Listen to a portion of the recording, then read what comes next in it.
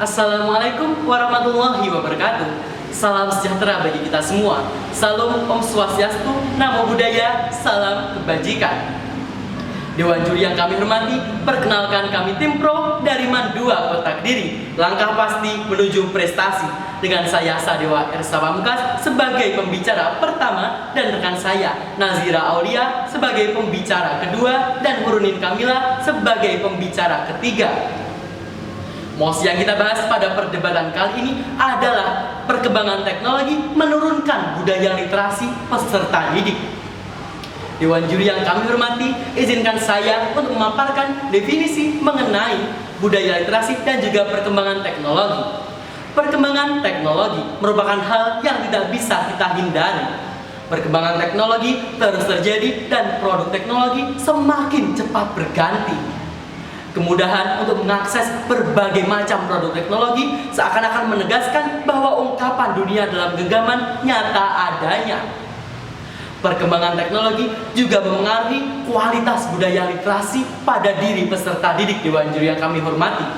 Sedangkan budaya literasi adalah budaya di mana kita bisa meningkatkan kualitas dan juga kegemaran membaca serta pemahaman terkait dengan pentingnya membaca.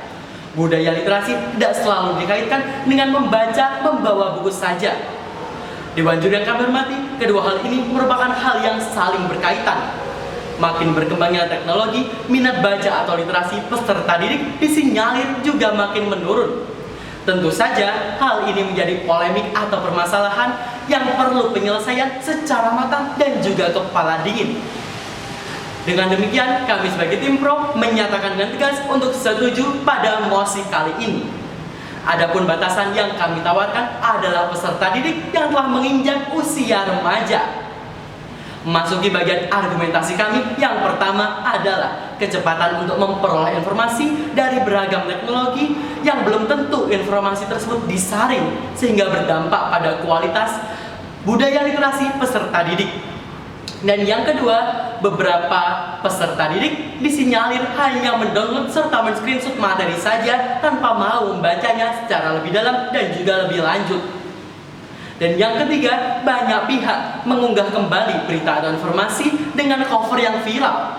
Padahal belum tentu informasi tersebut tidak diubah oleh sang pengcover berita tersebut. Kita sebagai peserta didik yang durasi online-nya lebih lama merasa sudah cukup tahu dan juga tidak menelis kebenaran informasi tersebut secara lebih lanjut. Dan yang keempat adalah terkadang terdapat berita atau informasi hoax dengan cover yang meyakinkan. Apabila kita sebagai peserta didik tidak bisa mengendalikan diri, kita akan terjerumus serta mengikuti pemahaman informasi tersebut. Dan tentu saja hal ini akan membawa perpecahan atau kerusakan di masa yang akan mendatang. Selanjutnya adalah pemaparan fakta dan data oleh pembicara kedua kami. Sekian. Terima kasih. Perkembangan teknologi yang sangat pesat dari waktu ke waktu sangat berpengaruh kepada kita dalam memanfaatkan teknologi. Terlebih lagi, kita sebagai generasi muda yang sangat tanggap dan cepat beradaptasi dapat dengan mudah menguasai teknologi dalam waktu sekejap. Dilansir dari m.merdeka.com, Kepala Pusat Data dan Informasi Ketenagakerjaan Kemenaker Suhartono menyampaikan bahwa berdasarkan data Badan Pusat Statistik, 90,6% generasi muda memanfaatkan internet hanya untuk media sosial dan jejaring sosial.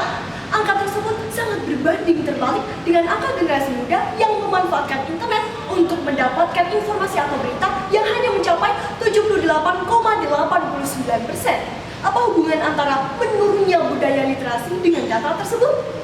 Materi atau metode pendidikan saat ini telah menemukan cara baru untuk menarik perhatian generasi muda untuk belajar dengan menyenangkan. Dengan kreativitas dan kecanggihan teknologi sangat mendukung banyak sumber informasi atau media belajar online untuk menyebarluaskan materi pelajaran dengan tampilan menarik. Ketika generasi muda memanfaatkan media sosial, mereka tidak sengaja menemukan unggahan materi pelajaran kemudian menyimpannya. Kendati demikian, kebiasaan tersebut hanya berujung pada tradisi mengoleksi informasi semata tanpa adanya keinginan untuk membacanya kembali. Pemicu kemalasan ini sering berasal dari pemikiran generasi muda yang menganggap bahwa sangat mudah untuk membaca dan juga menemukannya kembali kembali setiap kali diperlukan, sehingga tidak ada kiat lebih untuk bersungguh-sungguh dalam mempelajari. Alih-alih mempelajarinya kembali, sebelum membuka materi di gawai, generasi muda pun harus menghadapi berbagai macam distraksi yang sangat lihai dalam mengalihkan perhatian.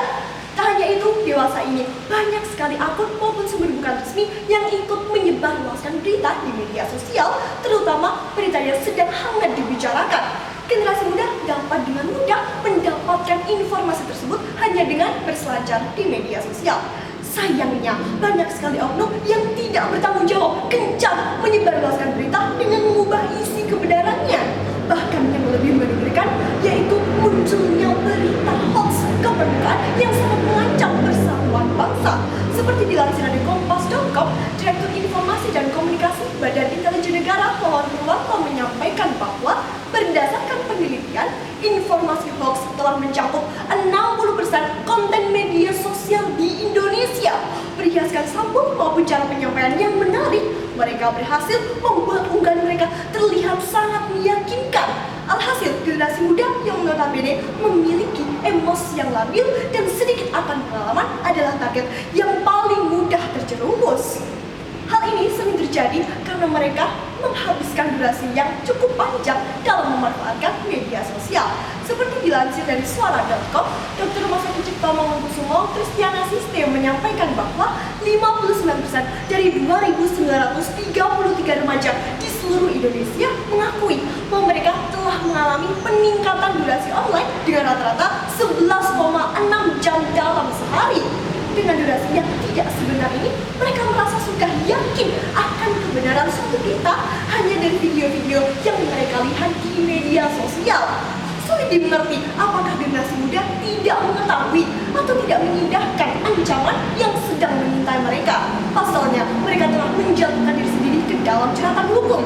Pasal 28 ayat 1 Undang-Undang Informasi dan Transaksi Elektronik menyatakan setiap orang dengan sengaja dan tanpa hak menyebarkan berita bohong yang mengakibatkan kerugian konsumen dalam transaksi elektronik yang dapat diancam pidana berdasarkan pasal 45A ayat 1 Undang-Undang Nomor 19 Tahun 2016, yaitu dipidana dengan pidana penjara paling lama 6 tahun dan atau denda paling banyak 1 miliar rupiah. Tentu sangat berbahaya jika generasi muda termasuk penyebar berita hoax tersebut. Fakta-fakta tersebut telah membuktikan bahwa perkembangan teknologi adalah kontributor besar dalam menggusur budaya literasi. Kita sebagai generasi muda penerus bangsa tidak boleh berdiam diri dalam menghadapi masalah ini. Maka dari itu, solusi akan disampaikan oleh kawan saya sebagai pembicara ketiga.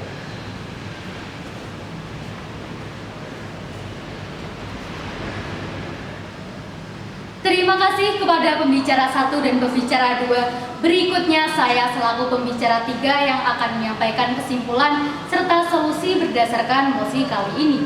Dewan juri yang kami hormati, perkembangan teknologi menjadi salah satu penyebab terjadinya perubahan-perubahan, baik yang bersifat positif maupun negatif. Ditinjau dari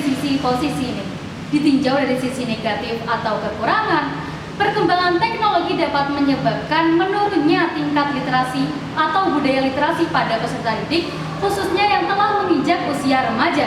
Pasalnya, peserta didik yang berusia remaja ini umumnya telah memiliki akses untuk menggunakan media sosial. Permasalahan yang terjadi, remaja yang menggunakan teknologi untuk mengakses jejaring sosial menunjukkan angka yang lebih tinggi dibandingkan remaja yang mengakses internet untuk memperoleh berita atau informasi penting sebagaimana disampaikan oleh pembicara 2 tim kami. Hal ini tentu saja memberikan dampak buruk. Salah satunya dapat menyebabkan peserta didik tidak memiliki inisiatif untuk memahami kembali informasi yang diterimanya Dewan Juri yang kami hormati. Selain itu, media sosial berperan sebagai ladang penyebaran informasi.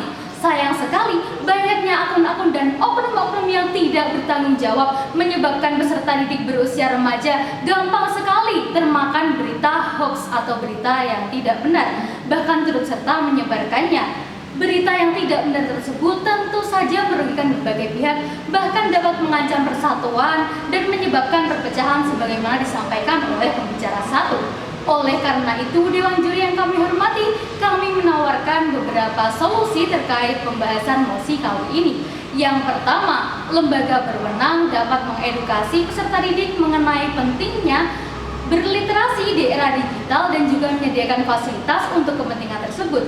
Tentu saja, hal ini tidak hanya menyasar peserta didik, tetapi juga orang tua, guru, dan juga pihak lain yang berperan sebagai pembimbing. Kedua, pemerintah dapat meningkatkan pengawasan terhadap media sosial serta laman yang beredar dengan memblokir situs-situs yang menyebarkan berita tidak benar. Ketiga, orang tua dan guru dapat meningkatkan pengawasan, meningkatkan kesadaran, serta memperkuat mentalitas peserta didik untuk melakukan pembiasaan literasi berbasis teknologi. Yang keempat, pihak pembimbing dapat mengedukasi peserta didik mengenai sumber informasi yang benar dan valid. Dan yang kelima, peserta didik pengguna teknologi dapat bergabung dengan komunitas anti-hoax serta menerapkan 4 konsep pembelajaran melalui literasi, yakni kemauan untuk belajar berpikir, melakukan sesuatu, menjadi diri sendiri, dan belajar untuk hidup di masa yang akan datang. Demikian Dewan Juri yang kami hormati. Saya tegaskan sekali lagi bahwa tim kami setuju dengan mosi kali ini. Perkembangan teknologi menurunkan budaya literasi peserta didik. Terima kasih.